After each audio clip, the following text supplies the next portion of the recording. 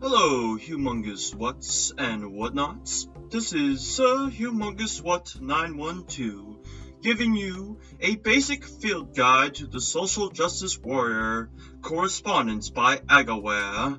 Social justice warriors are members of the family Shachius graspus realitis, a group of carnivorous herd animals closely related to the common cow. SJWs are indigenous to the North American and European continents, where an unusually moderate and comfortable climate has allowed their populations to flourish. The species of SJW do not thrive outside of these habitats, as competitive and harsh environments are not conducive to their reproduction. For the naturalist who wishes to observe the SJW in its indigenous environment, they can be found congregating in great numbers at Wi-Fi hotspots, coffee shops, and the Washington Post. Etymology. The term social justice warrior is a pejorative, ironic term in which the opposite meaning is intended. Naturalists have noted over the years that besides a tendency to flutter around Twitter, SJWs are peculiarly antisocial to any species other than their own kind, do not exhibit an objective interest in justice, and are not particularly brave outside of the herd. The past couple of decades have seen the increased usage of the term SJW rather than the original Latin lunaticus. Characteristics. SJWs are easily identified, possessing highly sensitive ears as well as an enormous mouth that hangs open in order to emit noise at the slightest provocation. The SJW has evolved this hypersensitivity as a survival method to offset an abnormally small cranial capacity on the left side of the brain. Additionally, the SJW often dyes its hair in bright colors, decorates its body with metal piercings, and typically endeavors to make itself as physically unappealing as possible. While the naturalist will doubtless have little trouble spotting an SJW, he or she will hear one long before seeing it due to its incessant bleating. Similar to cows or sheep, the wild SJW is a herd animal, living in large groups and finding strength in numbers. When agitated due to a perceived threat, the SJW herd will form a hunting pack of its loudest members to harangue any perceived foe until it dies of fatigue. The natural prey of the SJW is very nearly anything it sees. The SJW enthusiast is advised to bring along binoculars when he or she ventures into the field, since it can be a challenge to approach the SJW due to its extremely skittish and volatile nature. This difficulty stems from the constant vigilance, digits twitching in anticipation of an updated status or recurring cell phone. Any sudden movement or sound will set the SJW off, causing the herd to immediately stampede with thunderous cacophony. SJWs caught in this masked, uncontrolled impulse exhibit what the naturalist William F. Buckley once described as a ferocious illiteracy.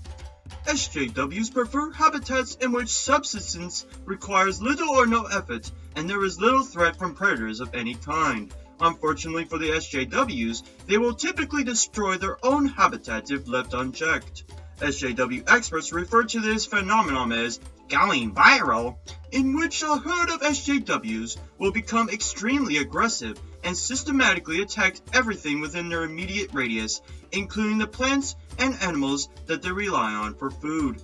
Recent studies have concluded that the only known way to calm a herd that has gone viral is to blast stand-up comedy at a high volume directly at them.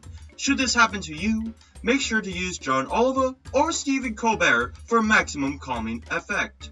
The social justice warrior's only known natural enemy is the Freedomist conservatate, also known as the wild conservative.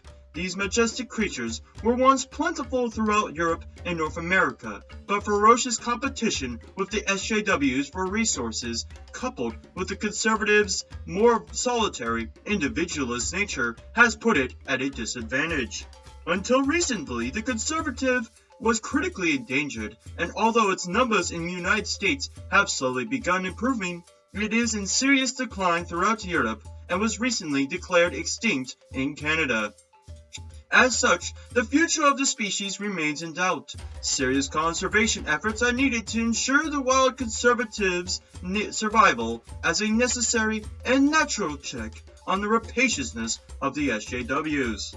Mating and reproduction.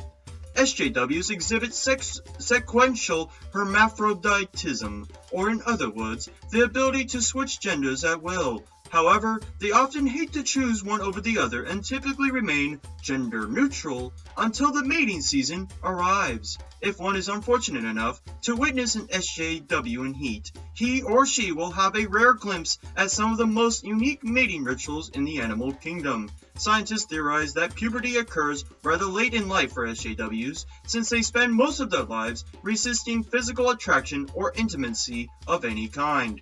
Once it becomes necessary to reproduce, however, members of the species will grudgingly and temporarily assume a gender and copulate. The female SJW initiates the mating ritual by making loud, assertive sounds to draw attention to herself. If a nearby male SJW hears her guttural mating call, he will slowly and cautiously emerge from his underground safe space and allow himself to be thoroughly beaten by the female before the two copulate. While the majority of offspring are killed during the gestation period, if a pup is allowed to reach birth, its parents often raise it while loudly bemoaning the offspring's existence and howling at their misfortune. Domestication. Domesticating an SJW is a difficult process that usually takes many years. An SJW captured as a pup has a much better chance of becoming a functional member of its surrounding habitat. This is critically important, as it is nearly impossible for an SJW to adjust at a later stage. The first step in domestication requires stripping the SJW's entitlement, usually by refusing to pay its tuition or taking away its tenure. Then, the naturalist must train it through constant repetition of specific phrases like, "You are not a snowflake," or "That doesn't make sense." The last stage in domestication requires terminating houndouts to help the SJW become confident in foraging for itself.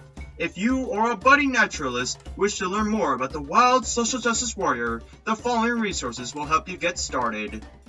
Or, if you wish to see SJWs in the wild, please visit your local college campus.